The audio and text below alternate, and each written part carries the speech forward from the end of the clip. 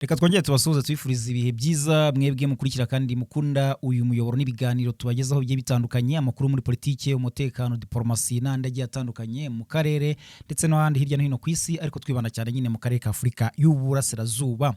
Amakuru atugeraho nuko mu Burasirazuba bwa Repubulika ya Demokarasi ya Kongo umuriro wakomeje kwaka hagati y'intare za Saramwe cyangwa se M23 n'igisirikare cya leta ya Kongo FARDC n'abagifasha kuri iyi mukuru noneho kuva ku munsi w'ejo, biganjemo abasirikare b'u Burundi bakamejeje muri Kivu y'Amajyepfo, ariko ibyo baboneye imurenge cyangwa se iminembwe ni ibindi bindi. Ndaza kukubwira uko byagenze kuko ku munsi w'ejo twakubwiraga ibyabereye ndetse no mu gitondo twakubwiraga ibyabereye Rusabagwe, Cyamate, Gakenke, Mikenke, Karingi, Bidegu n'ahandi hegereye aho ngaho, ndetse rwose bya byanabaye bibi cyane kubera ko abanyamurenge batakaje amatungo yabo yahiriye mu bitero byagabwe n'ingabo za leta Kongo FARDC nabo bafatanyije barimo FDL n'abarundi na Wazalendo, babigaba ku bice bituwemo n'abanyamurenge, ariko cyane banagambiriye na Wazalendo ndetse banagambiriye na M23 ndetse natwirwanaho muri rusange. Iyo Wazalendo nayo ikaba yari yiganjemo n'abasirikare b'abarundi bakaba bakoze cyane cyane ibyo bikorwa bigiye bitandukanye. Rero mu gitondo cy'uyu munsi hari amakuru mabi aramutse ahangaha, ndakubwira uko byagenze rero naho ibintu noneho urugamba aho rwimukiye ndetse nuko byagenze. Hanyuma turagaruka ku birebana n'amakuru yakomeje kuvugwa kuva mu ijoro ry'ejo bundi. Murabizi ko inkuru yaciye igikuba muri aka karere ari umutekano muke mu gihugu cy'u Burundi nyuma y'ibyaturikiye mu kigo cya gisirikare cyangwa se mu nkambi ya gisirikare, by'umwihariko mu bubiko bw'intwaro zigashya zigakongoka nyuma y'uko harashwe na drone uko bimwe ari kugenda babivuga, ariko Burundi bwo bukaba bwarakomeje kugenda butangaza yuko ari inkongi y'umuriro yafashe ubwo bubiko. Ubu rero byabaye ibindi bindi kuko kuri presidence umutekano wakajijwe mu buryo butigeze bubaho, abafunzwe bashinjwa ubugambanyi, bashinjwa uburangare kugira ngo hagerwe bino bikorwa bibi by'umutekano muke cyangwa se zino ntwaro zibe zatwikwa n'abantu bapfiremo, kuko ubu ngubu n'abapfuye imibare igaragaza ko bamaze kuba benshi cyane. Ubu amakuru agaragaza ko abafunzwe bamaze kurenga 170. Nakubwira uko bimeze ndetse nuko biri kugenda ibyo bikorwa byo gushakisha abo bantu bagomba gutabwa muri yombi, biganjemo abo mu ngabo mu gihugu cy'u Burundi, ndetse n'abari kuvuga ko kugeza ubu ngubu abayobozi bakuru mu ngabo nabo bamwe na bamwe ndakubwira amazina uko bimeze n'uburyo bari kugenda bakurikiranwa.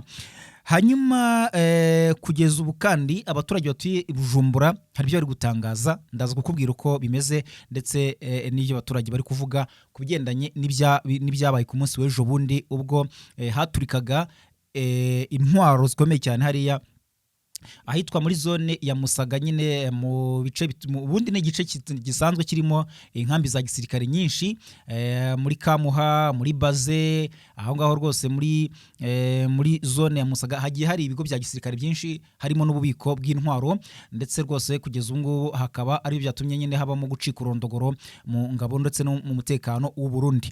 Turagaruka rero turebe uko ibintu byifashe ku ntambara ikomeje guhanganisha Iran ndetse na Israel. Ubu ngubu hari ibyo Amerika imaze gutangaza ndetse hari n'ibyo Iran nayo imaze gutangaza. Iran iri gutanga umwitangizo cyangwa se yatanze nyiranarengwa kuri Amerika. Biteye bite? Reka tugaruke kuri aya makuru. Mbahaye ikaze, nitwa Isaac Neza. Ahantu ejo twabwiraga ko ku mugoroba w'ejo ndetse n'amakuru twabagejejeho mu mwanya washize, twabwiraga yuko ahitwa Rusabagwe, twabwiraga ko ahitwa Gakenke, Mikenke, Karingi, Bidegu humvikanye urusaku rw'amasasu kuva mu ijoro ryakeye ndetse no mu masaha yaho ya kare ndetse no mu gitondo mu rukerera, niko byari bimeze. Ariko ubu rugamba ntabwo rukiri aho ngaho gusa, nubwo kugeza ubu hakiri ibisigisigi by'iyo mirwano ikomeye cyane yabaye ku munsi w'ejo, kuko nyine abaturage batuye muri ibi bice bari kuvuga ko hari abahaguye, hari abishwe n'ibitero byaturutse mu ruhande rwa FARDC n'abambari babo, no kuvuga nyine FDL na Wazalendo n'abarundi, ari nabo benshi muri iyi minsi bari kwigaragaza cyane, ku buryo benshi batangira no kubihuza n'ibiri kuba mu Burundi, bavuga ko bari kusa naho baza nko kwiyimura, bakeka yuko M23 ari yaba yararashe mu gihugu cy'u Burundi Bujumbura hariya mu kigo cya gisirikare cyangwa se mu bubiko bw'intwaro. Ibyo byose bikaba ari bimwe mu byo abantu bari kugenda bashingira cyangwa se bagenda bakeka ku mirwano yakajije umurego, kuko imirwano iri kuba muri Kivu y'Amajyepfo noneho ntabwo ari imenyerewe muri iyi minsi. Hari hashize iminsi nyine M23 igabwaho ibitero bishoboke kimwe na twirwaneho, ukabona yuko badashaka gusubiza cyane, banasubiza inyuma imirwano ukabona ntabwo nyine bikomeye, ariko ejo mu rukerera rw'uyu munsi ndetse no ku munsi w'ejo ibintu byabereye Iminembwe n'ibindi bindi. Ubu rero amakuru mashya nanone, ingabo z'u Burundi zagiye Murenge mu kugaba ibitero kuri twirwaneho na M23, ariko amakuru aturuka ahangaha mu misozi miremire y'Imurenge cyangwa se hariya Iminembwe sorry, aravuga yuko mu gicuku cyo ku munsi w'uyu munsi nyine ingabo z'u Burundi hamwe n'iza Repubulika ya Demokarasi ya Kongo FARDC, ngo no kuvuga FDNB na FARDC, bari baje bagamije kugaba ibitero mu bice bakeka yuko birimo ibirindiro bya M23 na twirwaneho, mu bice bituwemo n'abanyamurenge, ariko bahakubitiwe mu buryo bukomeye cyane ku buryo basubiye inyuma batareba imbere n'inyuma, cyangwa se biruka kibuno mpamaguru barwana kinyuma nyuma. Ubwo no kuvuga nyine iyo umuntu arwana kinyuma nyuma ni kwa kundi ugenda urasa witabara, ariko nyine usa naho uhunga urugamba nyuma yo kubona ko ibintu bigukomeranye. Ubu rero nubwo kugeza ubu ngubu imibare itaratangazwa yabaguye muri iyi mirwano, amakuru agaragaza ko abahuguye benshi ari Wazalendo ndetse na bamwe mu ngabo z'u Burundi. Nkuko amakuru rero aturuka hariya abivuga, mu rukerera rw'uyu munsi nyine mu bice bya Rubemba abahaza ubwo ngubwo nyine barahumva neza cyane, aho ngaho akaba Gakenke cyangwa se Gakenge hariya rwose naho hongeye kumvikana ibiturika cyane ahitwa Mikenke. Ubundi Gakenke na Mikenke hose iyo hageze imirwano biba ari kimwe, biba byahageze hose. Ni ukuvuga ngo ahangaha ndetse no muri sekiteri y'Itombwe, aha niho habereye akantu mw'abantu mwe, ninkubwira ngo habaye isibaniro ku buryo amakuru kuvuga ko hakozwe operation kuva n'ubundi mu gitondo cy'ejo kugeza mu gitondo cy'uyu munsi. Operation M23 na twirwaneho bari gukora ni operation imwe ya indi bita rwondi hene mu Kinyarwanda. No kuvuga ngo ni kwa kukuzenguruka bakagukoreraho uruziga, hanyuma bakagusigira kanye gato cyane ko guhunga, bimwe bita ngo ni kugukoreraho niko mu rugamba ubundi bigenda. Ntabwo bashobora kukugota ngo babure kugusigira nta no guhumekera, bagusigira hano guca ibiti n'amabuye wiruka uhunga, nyuma yo kubona ko nyine amasasu agukomere cyane. Iyo operation rero ngo bayikoreweho muri ibyo bice, n'ubundi abanga iyi mirwano yo mu rukerera rw'uyu munsi yaturutse ku byabaye ku munsi w'ejo, kubera ko aba babuze aho bahungira, hanyuma baza basubira inyuma bagasanga M23 irahari, bagira ngo baratambitse bagasanga M23 na twirwaneho barahari, byongera gutuma rero habaho urugamba, harema urugamba bundi bushya. Ahangaha nibwo bwahise rubyukira aho bita Rubemba, Gakenke, Mikenke, ruvuye mu bice byabereyemo imirwano ku munsi w'ejo, nubwo n'ubundi ku munsi w'ejo ntaza Mikenke na Gakenke naho ariko byari byifasha. Aha rero akaba ari muri sekiteri y'Itombwe. Ingabo z'u Burundi FDNB n'iza FARDC zahuye n'umuriro wa M23 ndetse na twirwaneho, ku buryo rwose bivugwa ko benshi mu basirikare barimo Wazalendo n'abarundi cyane cyane bapfuye. Kugeza ubu amakuru atugera haturuka mu bice by'Imurenge aravuga ko abagera muri 21 baba bahasize umutwe, muri bo benshi bakaba ari abarundi, hakaba harimo bake ba FARDC ndetse n'abandi benshi ba Wazalendo. Hanyuma amakuru agaragaza ko hakomeretse benshi, kugeza ubu bakaba bakomeje kugenda babavana mu mashyamba batwara kwitabwaho cyangwa se kuvurwa. Ingabo rero z'u Burundi zikaba amakuru avuga ko ngo ngo zasigaye mu kiborogo nk'uko babivuga mu Kirundi, cyangwa se ziri gutakamba bavuga ko urugamba rubakomereye cyane bari kugenda bashorwaho. Hari amakuru ava ku mirongo y'urugamba avuga ko bamwe mu basirikare b'u Burundi bameze babaye nkaho bivumbura ku mirongo y'urugamba nyuma yo kuvuga ko bashowe mu mirwano ngo batari biteguye. Ubundi mu bizwi mu bijyanye n'imirwanire, iyo hagiye gutegurwa batayo kugira ngo ijye ku rugamba, bavuga bati uyu munsi nimwe muri bukore, hari uburyo bategurwamo bakaba bahabwa imyitozo yihariye bigendanye n'aho bagiye kurwanira, niba ari mu mashyamba, niba ari mu misozi, niba wenda haguye imvura uwo munsi n'ibindi bigiye bitandukanye. Ariko abangaba baravuga ko imirwano bashowemo kuva ku munsi w'ejo bundi mu ijoro ryaho ndetse n'ejo no mu gitondo cy'uyu munsi ngo batari ibateguwe, bityo rero bamwe muri bo bakaba baye nkaho bivumbura ibintu bishobora kuba byaza kubakoraho, kuko ntago ari ubwa mbere abasirikare b'u Burundi baba banze kujya mu mirwano, kuko byarabaye mu ntangiriro z'umwaka ushize ubwo bamwe mu basirikare bagera muri 200 bangaga kujya mu mirwano muri Kongo. Icyo gihe bari batumijweho i Bujumbura nyuma y'uko urugamba rwari rumaze gukomerana abari bari muri Kongo. Icyo gihe bari bambuwe igice cyitwa Rubaya kirimo amabuye y'agaciro yitwa Koruta cyane cyane menshi cyane ku isi rwose. Aha rero hari hafashwe na M23, imirwano iri kugenda ikomera umwanya ku mwanya. Biba ngombwa yuko rero habaho kuba bakora renforcement cyangwa se nyine bazana abandi basirikare.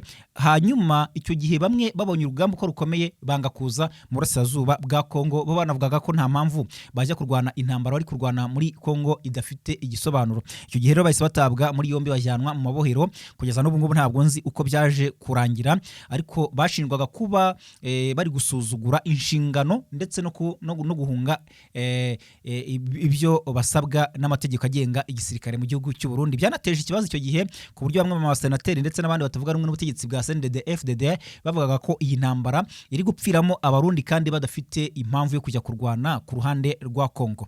Hanyuma muri iyi mirwano yabereye muri Kivu y'Amajyepfo, umwe mu baturage bo muri ako gace yagize ati guhera saa 9 z'urukerera kugeza saa 11 z'igitondo ingabo zarimo zihondagurwa n'ibisasu bya drone, abenshi bapfuye abandi barakomereka, abasigaye bari mu kiborogo. Ni ukuvuga ngo bari kurira batakamba bavuga ko ibintu bitoroshye na gatoya. Nubwo rero umuturage atagaragaje neza abagabye ibyo bitero, ariko avugaga ko ngo bari biganjemo ingabo z'u Burundi n'iza FARDC. Amakuru amwe rero agaragaza ko drone z'ingabo za FARDC ishobora kuba yari yayobye bikagaba igitero ku ngabo zabo n'iz'u Burundi, bakigabaho igitero hanyuma ngo biza no kugera mu ruhande rwa twirwanaho na 23, bityo bibyutsa imirwano bundi bushya nk'uko uyu muturage n'abandi bagiye bitangaza. Hanyuma ku makuru avugwa mu gihugu cy'u Burundi, nta kindi kiri kuvugwa muri iyi minsi kuva ku munsi w'ejo bundi hariya rwose hakumvikana ibiturika mu kigo cya gisirikare muri zone ya Musaga hariya muri Kabaze na Amuha, humvikanye ibiturika cyane ku buryo amakuru ari kugaragaza ko ejo twabwiraga yuko abapfuye baba barirwa muri 40. Ubu rero hari amakuru avuga ko baba bageze muri 70 barengaho mu baguye cyangwa se mu bishwe n'ibiturika byaturutse ku nkongi yafashe ibitwaro hariya mu kigo cya gisirikare hariya i Bujumbura. Kugeza ubu rero amakuru agaragaza ko ibyo byamaze kugaragara ko ari igitero cyaba cyaranabagabweho, bityo bagatungurwa nacyo kuko abaturage bahari abari babanje kugaragaza yuko nubundi ari drone yagabyeho igitero. Drone ngitavuga yabanje kugaragara mu kirere imyasa amashashi y'icyatsi, hanyuma iza kugwa muri iki kigo cyangwa se muri ubwo bubiko bw'intwaro. Nibwo nyuma yaho iminota itarenze 5 humvikanye ibiturika bimara amasaha arenga 5 biturika, ku buryo abenshi bahaguye ndetse abasirikare babura n'icyo bakora kugira ngo bakitabara cyangwa se bakirengera. Ibi rero byaje kugenda bitera urujijo ku buryo bamwe bavuze bati se byakozwe nande muri iyi minsi ko hari umwuka mubi mu gihugu cy'u Burundi, cyane cyane mu ishyaka rya CNDD FDD. Bamwe bashaka kubishyira kuri Aregiyeme Bunyoni ugeze kuba umuyobozi ukomeye mu gihugu cy'u Burundi muri iyi minsi warekuwe yari yarafunzwe, ndetse bakavuga ibindi bitandukanye ngo mama 23 bavuga ko nubundi iri hafi yaho, abandi bazanamo Red Tabara itavuga rumwe n'ubutegetsi bw'u Burundi. Byose byagiye bivugwa nyine n'ibitangazamakuru bitandukanye nkuko namwe mwagiye mubyibonera. Ubu rero igihari cyane nuko umutekano wakajijwe ku buryo utabonaho kandagiza ikirenge. Hari umutuzo udasanzwe i Bujumbura, ariko noneho no mu bice birimo presidence cyangwa se intare rushatsi aho perezida Ndayishimiye akorera, naho ngo hakajijwe umutekano ku buryo abajepe bagiye binyongera mu buryo budasanzwe. Ubona yuko nyine ari impinduka zabaye nkuko biri gutangazwa n'abaturage bahariya. Abaturage rero batangarije itangazamakuru rya BBC dukesha rwose inkuru, bavuga ko bafite akaga gakomeye cyane kubera ko amazu menshi yaho ibi byabereye hafi yaho ngo yahiye arakongoka, amabati bagiye bayerekana mu mashusho agaragara yuko byabaye ibibazo bikomeye cyane kugeza ubwo ngubu badafite aho bakinga umusaya, kandi n'ubundi ngo baracyari mu gisa naho nihungabana nyuma yo kubona ibyo bintu byabayeho. Hari abana baburanye n'ababyeyi babo bitewe nuko bagiye batatana nyuma yo kumva ibyo bintu biturika, ku buryo bamwe mu babyeyi bari kuvuga yuko n'abana babo wenda bimwe na bimwe bashobora kuba banapfuye bitewe n'ibyo byabaye. Hakaba rero hakomeje gushakisha imiryango ikomeje kugenda ishakishanya cyangwa se nyine bagenda bareba aho bamwe baba baburiye. Rero ni ikintu cyaciye igikuba mu gihugu cy'u Burundi ku buryo byahagurukije imbaga, ndetse mwanabonye yuko umuvugizi w'igisirikare cy'u Burundi General Baratuza Gaspard yagize gutya itakoranya iyi nama yihuse press conference, atumizaho itangazamakuru aribwira ibyabaye ndetse anabwira ko bagomba guhumuriza abaturage bo mu gihugu cy'u Burundi ko nta gikuba cyacitse, ko ingabo z'u Burundi ziri gusubiza ibintu mu buryo. Byongeraga ku magambo ya President Ndayishimiye, baravuze yuko nawe yihanganisha Uburundi ndetse agasaba n'Imana gutabara Uburundi muri iki gihe cy'akaga. Ibyumvikanishaga ko ari ikintu gikomeye koko cyabaye.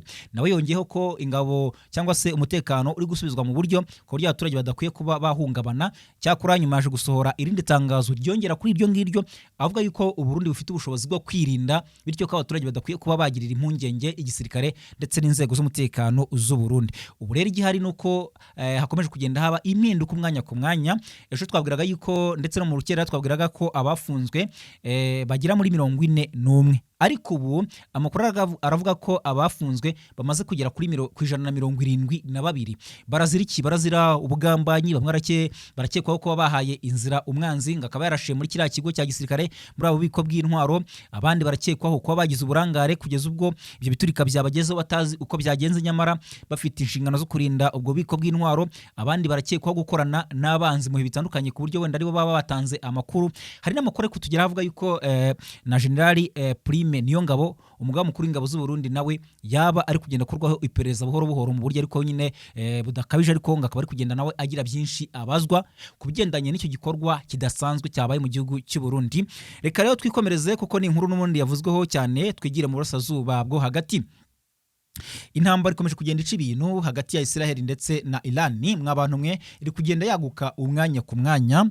Ejo bundi rwose kuva mu minsi 5 ishize Iran yakomeje kugenda yifashisha cyane ya mitwe ikorana nayo. Abahuti bari kugenda batsa umuriro mu mijyi nka Haifa, nka Jerusalem, nka Tel Aviv, bakazamo n'imbaraga z'umutwe witwa Hezbollah, nabo bagenda batsa umuriro kuri iyo mijyi itandukanye n'ibindi bikorwa remezo by'igihugu cya Israel ndetse na Leta Zunze Ubumwe za Amerika.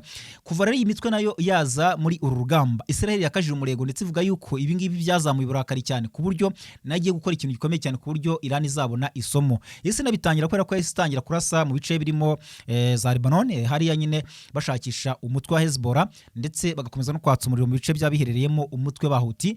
Ibyo byose rero bikabishingiye kukuba intambara iri kugenda iyaguka, kuko no ku ruhande rwa Amerika na Israel nabo amakuru avuga ko bari kugenda bifashisha izindi mbaraga kuri bya bihugu basanzwe bafatanya cyane cyane byiganjemo ibya OTAN. Nubwo amakuru kugeza ubu Amerika cyangwa se Trump yavuze ko ngo ntambabaza ari gusaba ngo aba muri OTAN kugira ngo bakomeze kumuha ubufasha, ko bityo babashije kwirwanirira kandi ko bagifite imbaraga zikomeye cyane. Rero kugeza ubu ngubu perezida wa Iran yasohoye ibaruwa ndende rwose ifite impapuro nyinshi igenewe abaturage ba Leta Zunze Ubumwe za Amerika mbere y'ijambo ritegerejwe rigamije gusobanura aho igihugu gihagaze ku bibazo by'umutekano mpuzamahanga no ku makimbirane akomeje kwiyongera hagati y'ibihugu byombi. Muri ibaruwa rero perezida wa Iran agaragaza ko igihugu cye gifite amateka maremare arangwa n'umuco n'iterambere, akabashimangiye ko mu mateka yavuba ahangaha Iran itigeze itangiza intambara, ahubwo ko yakunze kwisanga mu bihe byo kwirwanaho igihe cyose yabaga itewe, bityo yo ikagenda yitabara, ariko yo itabaga yagize uruhare mu kuba yagaba ibitero ku mwanzi runaka. Yibutsa ko abaturage ba Iran badafite urwango ku Banyamerika cyangwa se ku bandi baturage b'isi abo ari bo bose, ahubwo ko batandukanya neza abaturage n'ubuyobozi bwabo bwa politike. Yaranenze cyane politike ya Leta Zunze za Amerika rwose yihanukiriye, ndetse ananenga ibihugu bishyigikiye Amerika, ivuga ko ibi ngibi ari ubugwari bukabije cyane, abishinja gukwirakwiza amakuru agamije kugaragaza Iran nk'umwanzi w'isi, ndetse no mu rwego rwo gushaka impamvu zo kwigabaho ibitero no kongera ibikorwa bya gisirikare mu karere ka Middle East cyangwa se mu burasirazuba bwo hagati bw'isi. Bo yanongeyeho ko Amerika ifite ibirindiro byinshi bya gisirikare bikikije Iran, kandi ko biteje umutekano muke kino gihugu cyahariya mu burasirazuba bwo hagati cy'Abarabu. Ibintu rero we anavuga yuko biha Tehran cyangwa se impamvu Iran zo kuba bakongera ubushobozi bwabo bwo ku rwego rukomeye cyane rwo kwirinda, kandi ko babifitiye ubushobozi. Avuga ati rwose nk'uko mwabibonye twagiye twihagararaho, kandi n'ubu ngubu dufite ubushobozi bwo gukomeza kwirwanaho igihe cyose Leta Zunze Ubumwe za Amerika zikomeje kutugirira nabi hamwe n'abo bafatanyije. Yagarutse ku mateka y'ingenzi yatumye umubano hagati y'ibihugu byombi wangirika cyangwa se uzamba. Ayo mateka arimo aho Leta Zunze Ubumwe za Amerika zagize uruhare mu gukuraho ubutegetsi bwariho muri Iran, ndetse yanibukije ko uruhare rwa Amerika hari uruhare rukomeye cyane bagize mu gushyigikira ubutegetsi mu gihe ndetse n'ibihano by'ubukungu byafatiwe Iran mu gihe kirekire. Ibi byose rero akavuga yuko byarushijeho kongera icyuho cy'icyizere hagati y'impande zombi.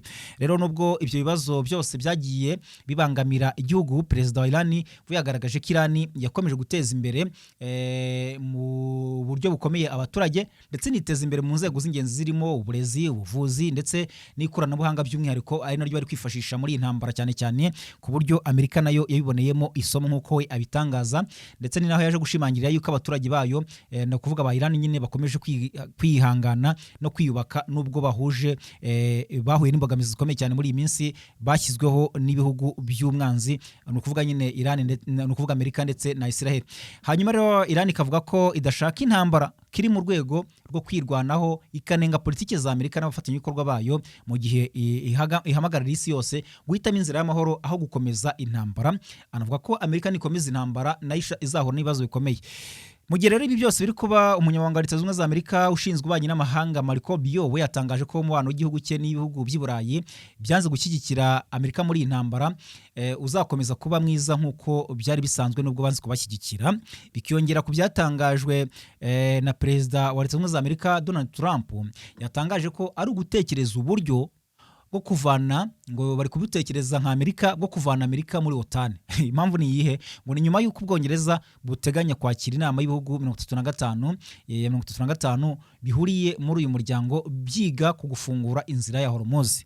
Ibyatangajwe rero na perezida Trump bikomeza kugenda byibazwaho. Urumva bateganya guhura ngo baganire ku buryo bafungura Hormuz, kandi n'ubundi nicyo Amerika ishaka, ariko kumva yuko ivuga ko ngo ishaka gukura Amerika muri OTAN. Nibyo ngibyo rero kadushimire abadukurikiye mwese, mukomeze kugira ibihe byiza mukurikira kandi mukomeze kunogerwa n'amakuru tubagezaho kuri uyu muyoboro. Imana ikomeze kugenda ibarinda.